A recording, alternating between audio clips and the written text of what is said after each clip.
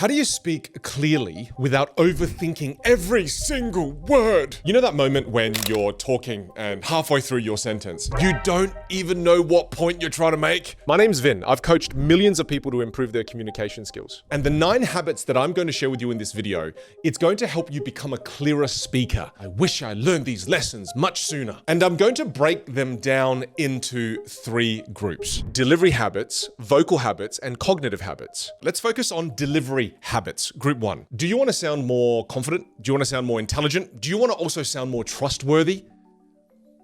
If you do, the secret is pause more. And this is easily one of the most overlooked tools in communication. That's why every single time I post a reel on Instagram about the pause, the damn thing goes viral every single time, because people are always shocked at how this simple change can create transformations. Our brains crave white space. It's the same reason why paragraphs exists in writing. Look at this paragraph on screen, for example, versus this paragraph. Which one looks more digestible?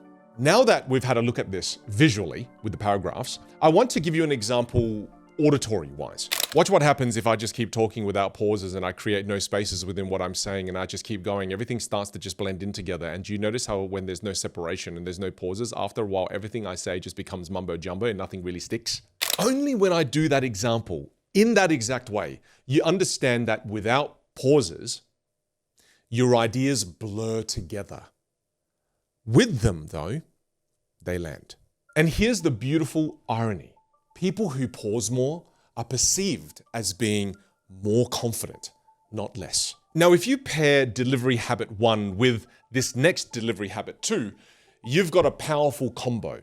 Slow down to highlight. Often most people, they speak at one speed, one tempo, one rhythm. And often the rhythm is fast. This is one of the biggest problems growing up in the Vietnamese and Chinese culture. My default speaking rate is extremely fast, and old habits die hard. So the moment I am nervous, just 10% nervous, I am off to the races. I thought that if I learn to speak really quickly, that means I can share lots of information per minute, and that means that I'm gonna better have more impact. And I didn't realize that speaking like that reduces and dilutes impact instead.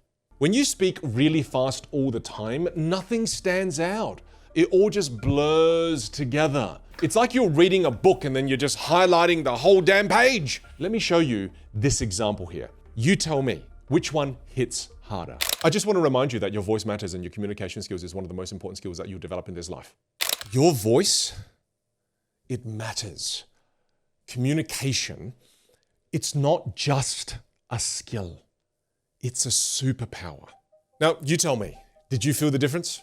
Did you notice how when I combined slowing down my speech with a pause, it's just beautiful. And I'm not saying always speak like that. I'm saying speak like that when you want the point to land, when you want to be more impactful with your words. Now, as we move on to delivery habit 3, most people ramble a lot. And that's because they haven't learned how to use declarative statements. And again here, I want to remind you that these are all skills that you can learn. You are not stuck with your communication skills. These are just habits, and you can change habits. And often when it comes to rambling, this happens when your mouth moves faster than your thoughts. You're literally thinking while you're speaking. That's rambling. So when you learn how to make declarative statements, it helps you reduce the ramble. And these are just short, concise, to the point sentences that have a full stop to them. So I was thinking maybe we could, potentially look at the other ideas that we had. The ideas when we're going to post on social media, more often. So yeah, I think it's, it's kind of important to maybe consider the timing of the launch too, because, it could possibly affect our engagement level and how we make. I used to talk and it was a mess. It was vague. And the worst thing is it makes you sound unsure, even when you are sure and you know your stuff. Now, I want you to contrast what you just heard with this next example where I'm going to use declarative statement. Timing and consistency with our social media content will directly impact engagement. Boom! How much better was that? I basically had the same message. It just came across 10 times more clear and coherent. Great delivery isn't just about what you say. It's how you control your delivery and energy when you say it. The pause creates space for your ideas to land. Slowing down acts like a verbal highlighter, signaling that something important is being communicated. And declarative statements remove the guesswork. It replaces hesitation with clarity and conviction. Together, all these three delivery habits transforms your voice from being background noise into something that people want to hear. Now let's get into group 2, vocal habits. When we're thinking about vocal habits, let me ask you a few things to kick things off. Do you ever feel like your throat gets sore after you are speaking for an extended period of time? Do you ever feel extremely fatigued after a presentation? And do you ever lose your voice? Or do you ever feel like your voice doesn't sound strong and your voice feels weak and you think to yourself, what's happening with my voice? Why is it being like this? Well, if you relate to any of the things that I just said, you need to understand vocal habit number 1. Warm up your voice before you use it. Your voice is a muscle system. And just like any muscle, if you go straight from cold to full exertion, then you're going to strain it and it's going to underperform. But here's the thing, vocal warm-ups, they feel awkward and you sound weird while you're doing it. And it takes a lot of effort. And also because nobody else around you is doing it. And because no one does it around you, you end up skipping it and you don't do it too. Here's my go-to warm-up. If there's only one thing I can do, this is what I'd do. Lip trills. The first thing is, for a full minute on just one note, I'd do a lip trill. So I'd do this. Yeah, do that for a minute. Now, if you struggle doing this, don't worry, your lips and your mouth, it's not broken. All you gotta do if you struggle to do this is take your 2 index fingers, push your cheeks in, and then try. Ha, it works. You're not broken. Some people can do it without, some people need a little bit of support. It's okay. You do that for a full minute. And breathe, obviously, as often as you need to while you're doing this. Then, second part of the exercise. Now lip trill your favorite song. So here, I'll do mine. See if you can guess the song.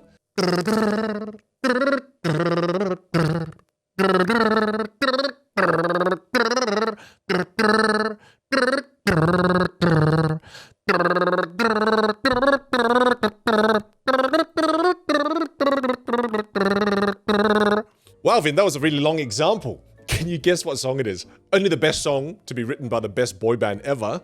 So then you lip trill your favorite song, and then the last one, this is the last lip trill exercise for you to warm up. Do lip trills in short bursts and do that for a minute. So essentially what you're doing is you're going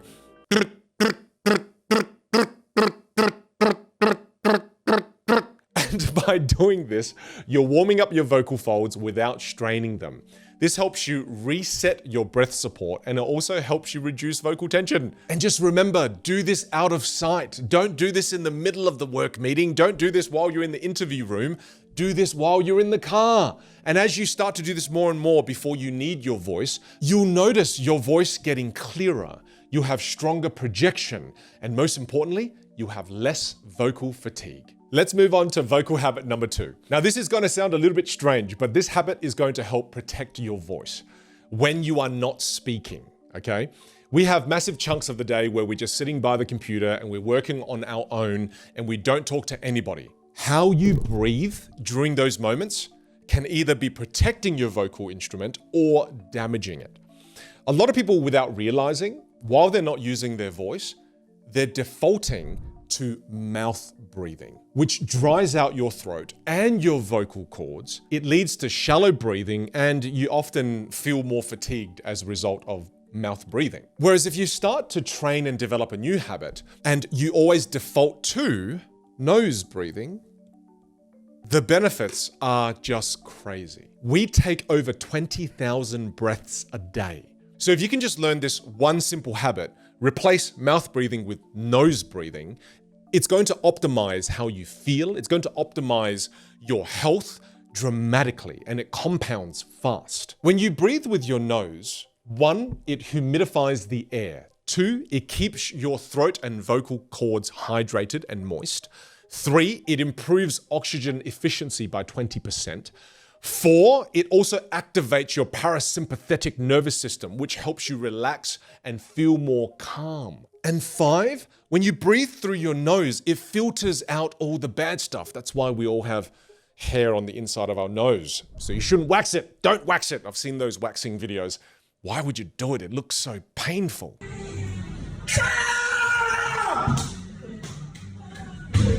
I bet this is something you've never thought about. You just thought, oh, breathing is just breathing. Whether I breathe through my mouth or my nose, it's the same thing. So this is an important habit check. Just check, what's your default breathing method? Is it through your mouth or through your nose? And now moving directly into vocal habit number 3, use more volume when you speak. Now keep in mind, I'm not talking about shouting. That's not what I'm talking about. I'm talking about speaking with more presence, with more vitality, with volume that fills the space. When you speak in a healthy volume, you're not just sharing information, you're transferring energy. Every time you speak, your vocal cords, they vibrate.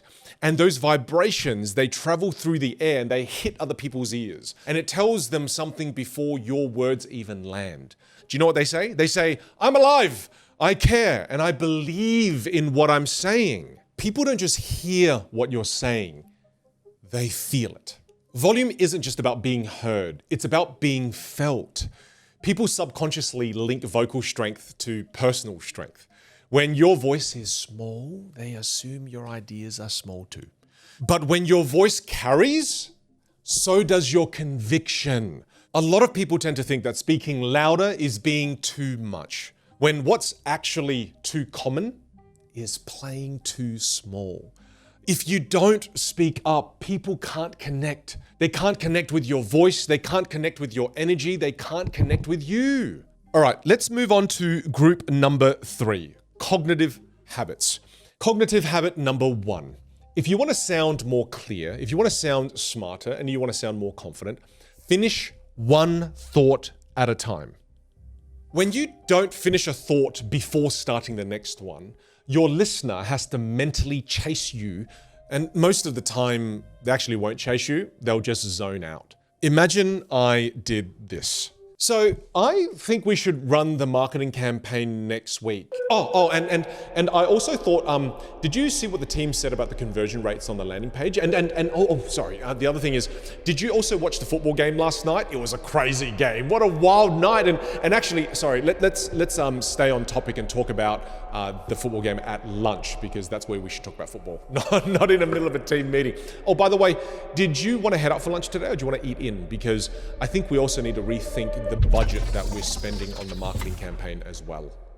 Oh, far out. Making this video just makes me feel bad, because I used to do every single one of these things wrong. And did you notice in that example of me just rambling there? No structure, no clarity. Your brain is multitasking mid-sentence. It's trying to say something while also thinking of the next thing. And that creates fragmented speech. And it sounds unsure, scattered, and messy, even if your ideas are brilliant, and that's the painful part. Master communicators do this instead. They start a thought, they finish it, then they pause, and then they move on to the next idea. Here's the example. Listen, team, we should launch the campaign next week. Let's make sure the whole team is aligned on that as a goal. Everyone also raised a good point about the landing page. Let's put in a plan for conversion rate optimization. And I also want to ask you all for a big favor. We might have to do a working lunch today. Is everyone cool with that? Is everyone okay with that? Those were the same ideas, but now that they're structured, it's digestible, it's more persuasive. And let me ask you this. Have you ever had a great idea, but halfway through explaining it, you could see people getting confused? Look, we've all been there. You're not the problem. Your structure is. And that's why I want to show you a simple 3-step framework to make you a better communicator. And that's cognitive habit number 2. Learn to use frameworks. Let's use an example here together. Let's say you were talking to your boss about releasing an online course with a tight timeline for the business. And often without frameworks, this is how we would do it. This is how you do it, right? You do it like this. Hey boss, I'm so sorry about this, but I was looking at where we are with this current project and what has to be done by the editing team. And the marketing team agrees with me because I've talked to them about it, and I've also talked to the general manager. And they said that if I don't tell you this, I need to tell you this, we're going to need more people on the project, because if we don't get extra support, I don't think we're going to be able to hit the deadline. And we will disappoint a lot of customers because we sent out 6 promotional emails saying that it's going to be ready in 4 weeks. And if it's not ready in 4 weeks, what's that going to do to our branding?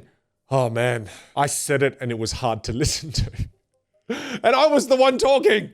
So here's a simple framework, and it's called CCC. And it stands for context, core, and connect. And what this framework does is it allows you to turn complex ideas and explain them in a way that actually makes sense and in a way that's simple. Here's how it works. Context. Set the scene. Give people the why before the what. Most people rush towards the what, their content. Don't. Give them context first. Then you move to the core. Deliver the main idea. Keep it clear, keep it simple. And there should only be one main idea here. And then connect. Show them why it matters to them. The relevance. So for example, if you bring that all together, here's how it works. Hey boss, as you know, we're about to release the new online course and the timing is tight. Look, we're going to need extra editors if you want to meet the deadline. This is going to allow us to finish on time and without burning the team out, and at the same time, protect the brand. That's the power of frameworks. You stop over-explaining, you stop losing people, and you go from rambling to resonating. And beautiful communication is when you're able to be clear, concise, and coherent. And look, if you're new around here and you want to learn more frameworks, because after learning CCC, you're like, wow, I love frameworks, then I teach 3 of the most powerful frameworks in the world of communication inside a free 2-hour masterclass that I've recorded for you. And if you want access to that, just click the link below in the description or click the link in the pinned comment down below. When you learn these frameworks in this free masterclass that I recorded for you, you are going to learn how to answer questions on the spot in the moment while under pressure.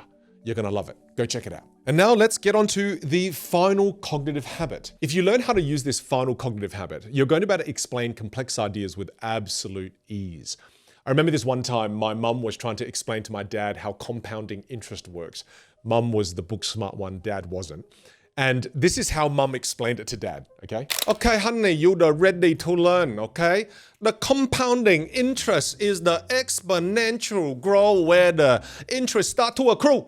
Not only on the principal, but also on the previously accumulated interest.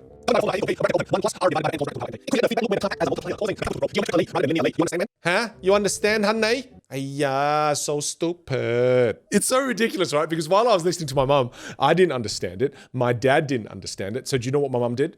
She said the exact same thing. She just said it slower. And just by saying the exact same thing slower, she expected him to get it.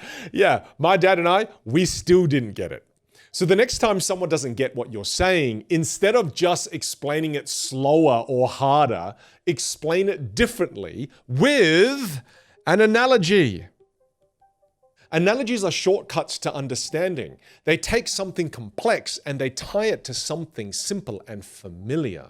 And that's what makes them powerful. It connects the unknown to the known. Now let's go back to the example of my mum trying to explain compounding interest to my dad. Instead of using that overly complex definition, she should have just used the classic snowball analogy. Compounding interest is like rolling a snowball downhill. At first, it's really small, but as it rolls, it picks up more snow. And the bigger it gets, the faster it grows. The earlier you start rolling, investing, the bigger your snowball becomes. And it's actually scary how big the snowball can get. And if you start rolling, investing early, soon the snowball rolls faster than you can run. That's way easier to digest, right? And because my mum was always the more educated one in the family, she would always educate my dad and me and her sisters. And because of that, my dad was able to buy his dream car when I was young. My dad, yes, he had a dream sports car. He owned a Nissan 300Z. Oh my God, it was one of the most sexiest cars I've ever seen in my life. And yes, that right there you see is me trying to get in his sports car and take it for a spin. Get back on point, Vinh. When you use analogies, you tap into visual memory, emotional resonance, and real-world logic all at once. Analogies do three things. First, they make your message stick. Two, they make complex ideas simple. And three, they make you relatable and more memorable. So if you want to be remembered, stop explaining and start connecting the complex and the unknown with the familiar and the known. These 9 habits have completely changed the way I communicate, and more importantly, how I connect with others. The better you speak, the more of your true self the world gets to meet. And if you ever doubted the power of your voice, let me leave you with this beautiful quote by Maya Angelou, who says, "People will forget what you've said. People will forget what you did, but people will never forget how you made them feel." So go practice, go get better, not to impress anyone, but rather to connect more deeply. Because when you speak more clearly, with more clarity, with more confidence, and with more care, guess what? People start to listen. And if you're still craving more communication lessons, if this has not quenched your thirst, then keep going, dive deeper. Click this video here and see how deep this rabbit hole actually goes. I warn you, once you dump down this next rabbit hole, you may never get out.